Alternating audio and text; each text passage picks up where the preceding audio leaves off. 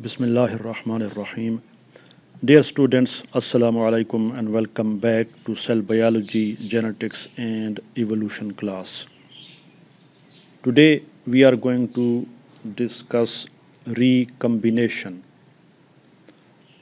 Recombination in bacteria. So first we are going to define what is recombination, and then we shall talk about recombination in the perspective of bacteria or in connection with bacteria. So let's define it first, and instead of writing all those words here, so this is a technical or a typical definition of the recombination or genetic recombination. So what we do in essence, what we do in or what is recombination, or what happens in recombination, if we would like to do it, how it would be done. So this is, we combine. Okay, we combine what? Genetic material. Now this genetic material is actually comes from two individuals, and we combine it into a single individual. So say we have an individual, as we are talking about bacteria. So this is one bacteria, this is bacteria A, and this is bacteria B. So what we do, that we combine the genetic material of these two, and that is we take genetic material from A and combine it with that of B. So if we do this, or if this happens, we can say that recombination has taken place in this bacteria B. So this is recombination. Now recombination in bacteria is totally different from other organisms or the sexually reproducing organisms. And how it is different, let's see. Here actually we are making a comparison between the bacteria and eukaryotic organisms. So recombination in bacteria is totally different from how it happens or it takes place in eukaryotes. Eukaryotes reproduce sexually, and because of that sexual reproduction, recombination is a rule. Recombination commonly occurs, or it happens naturally in eukaryotes. In bacteria, there is no alternation of generations, a diploid or a haploid or a sexual and an asexual generation. Bacteria do not form any gametes, and there is no meiosis either in bacteria. So none of these things or these events or these processes, whatever you name them, they are totally absent in bacteria. So how recombination in bacteria takes place? So recombination in bacteria can take place by any one of these methods, and that is transformation. Transformation is one method through which recombination in bacteria takes place. The other one is conjugation, and the third one is transduction. So these are the three mechanisms, three ways, three methods through which recombination in bacteria takes place. We start with transformation. Transformation was discovered long ago, again almost 100 years, not exactly 100 years, back in 1928. Since now we are in 2021, it was discovered back in 1928. And it was a British scientist, Frederick Griffith. Frederick Griffith discovered it in 1928. Who was Frederick Griffith? Basically, he was a medical officer. He was a medical officer in the British Ministry of Health. And he performed certain experiments, and those experiments brought forward, or through those experiments, the transformation was discovered. Now, we haven't yet defined a transformation, so we are going to define it next when we finish describing the experiments of Frederick Griffith, which you must have studied in your intermediate or in your HSSC classes. Anyway, we are quickly going to go through his experiments. He conducted his experiments on Diplococcus. Diplococcus pneumoniae.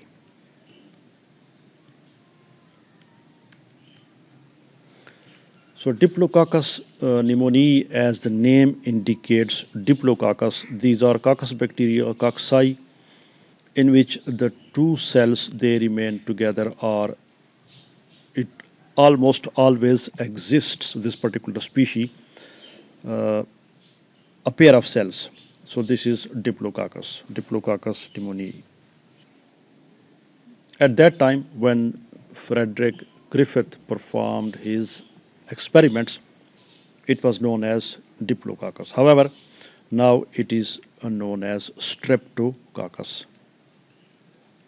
So don't get confused.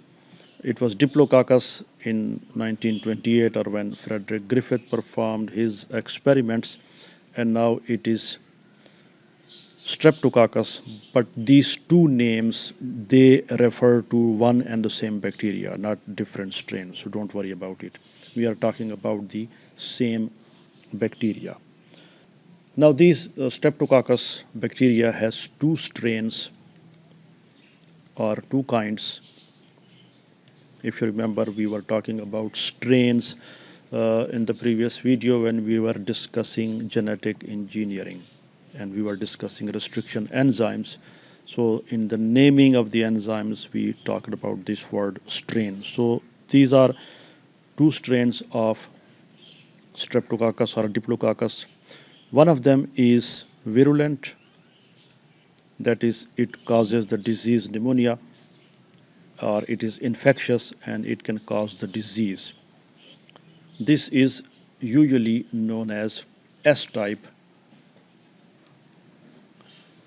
and this particular variety or strain, the S-type, it has a polysaccharide capsule, something you must have studied in your first semester when we studied bacteria. So this particular bacteria, S-type, it is virulent, it is dangerous, it causes the disease, and it has a polysaccharide capsule outside its cell wall. The other one, which is avirulent, that is harmless, a bacteria that cannot cause the disease, it is not dangerous, it is known as R-type. Now this R-type bacteria is actually without a polysaccharide capsule. So it does not have a polysaccharide capsule.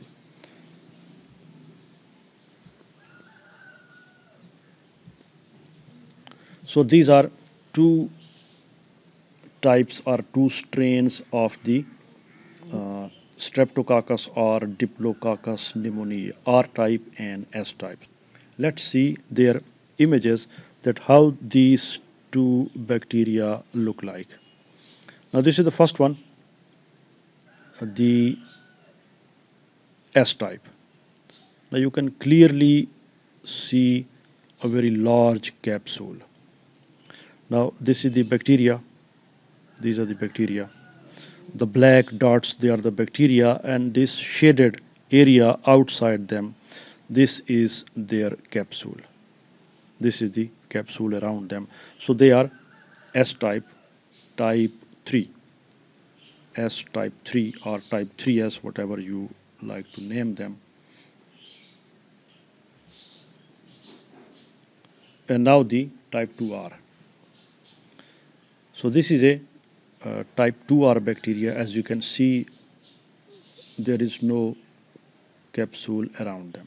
The capsule is not visible. You can clearly see. So this is type 3S and this is type 2R. This is harmless,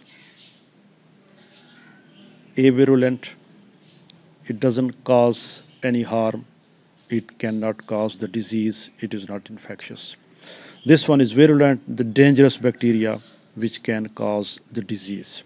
So this R type is dangerous, whereas S type is dangerous, whereas the R type is totally harmless. So these were the two bacteria which were being considered by Frederick Griffith, and he was conducting experiments on these two type of Streptococcus or Diplococcus pneumoniae. Now, what Frederick Griffith did, that he performed a set of experiments, not one experiment. He performed a set of experiments. Experiment number one. In fact, there were four experiments. So this is experiment number one. What he did, that he injected live or living type 3S into the bodies or blood of mice. And since these bacteria, the type 3S, as we have already discussed it, they are virulent or dangerous, the result of the experiment was that the mice died.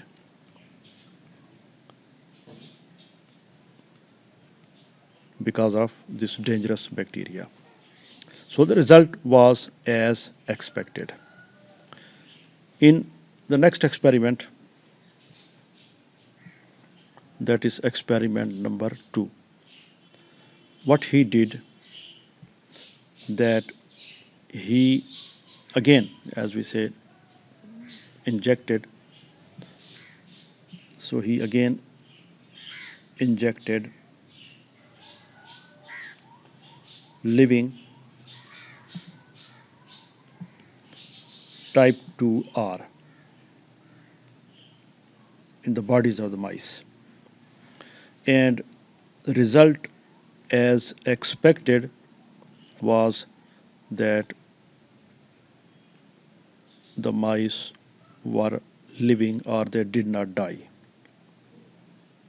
The result as expected. So these were two experiments.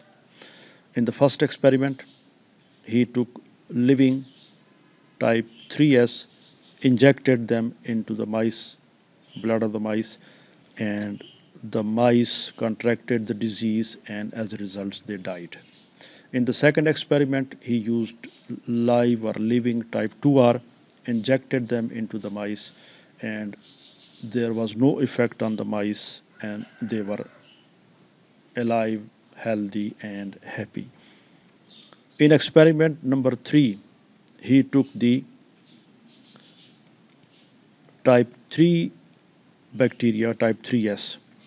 However, what he did, that he killed them, heat killed them. That is, he took them in whatever the container might have been, for example, test tube, and that solution in which, or that culture medium in which the bacteria were present, it was heated to such an extent that it was made sure that all the bacteria would have died inside that culture medium or inside that test tube. So what he did, that he took, now instead of living, heat killed type 3S bacteria. And again, he injected them into the bodies or the blood of the mice, and the result, obviously, a dead cannot cause disease or dead bacteria are also harmless. Result was as expected, the mice were living or they did not die. There was no effect whatsoever on those mice. The results of these three experiments which he did, they were according to the expectations as he was expecting or as we have been anticipating. So nothing special or nothing surprising. We are talking about the discovery of transformation. Now, the fourth experiment was the one which brought this process or the phenomenon of transformation forward, or this particular experiment uncovered the transformation. So, in his fourth experiment, experiment number 4, what he did, that he took both the bacteria, the type S as well as type 2R, type 3S and type 2R. But how? What he did, that he took heat killed type 3S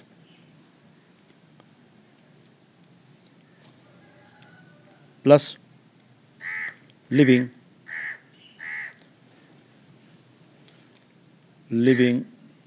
type 2R. So it was a mixture of the two bacteria, dead type 3S and living type 2R. Before I go further, can you tell me what would be the result of this experiment?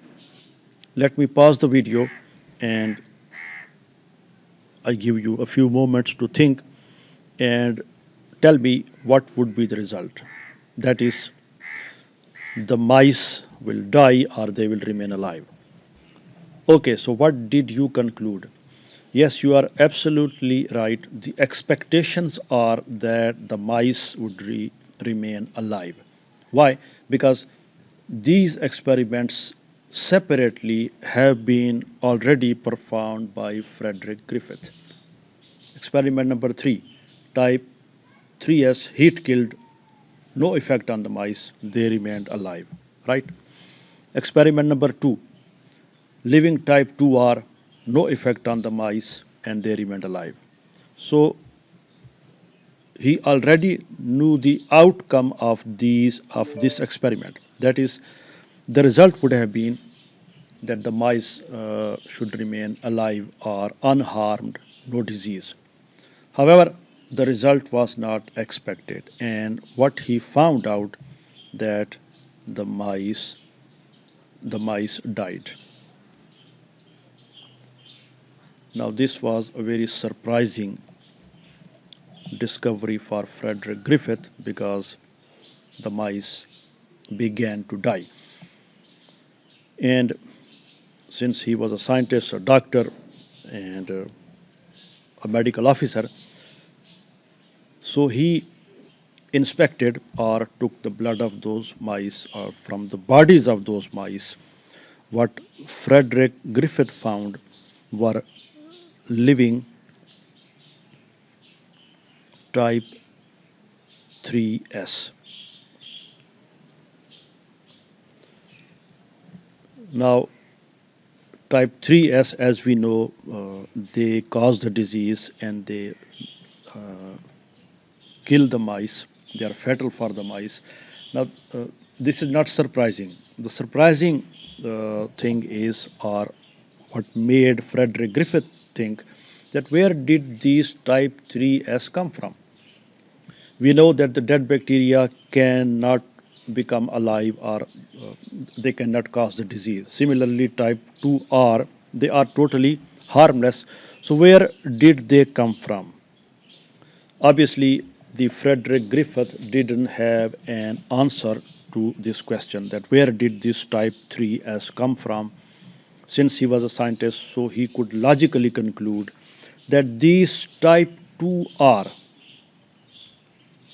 the cells of these type 2R, since they were living, what happened that Frederick Griffith thought that they were transformed into type 3s. So this was his conclusion, that this would have happened inside the bodies of the mice when these two bacteria were mixed and injected into the bodies of the mice. Somehow these type 2R, they got transformed into type 3s, and when they were transformed into type 3s, we know that type 3s is fatal, it's dangerous, it's virulent. So the mice developed the disease, contracted the disease, and they began to die. How they were transformed, Frederick Griffith didn't have an answer to that. So this is transformation. As we have seen, that a type 2R bacteria was transformed into a type 3s. So more about transformation, what causes transformation, who finally found the answer that how this transformation occurred or took place. We are going to find out more about transformation and answers to these questions in the next video. Thanks for watching and see you in the next video.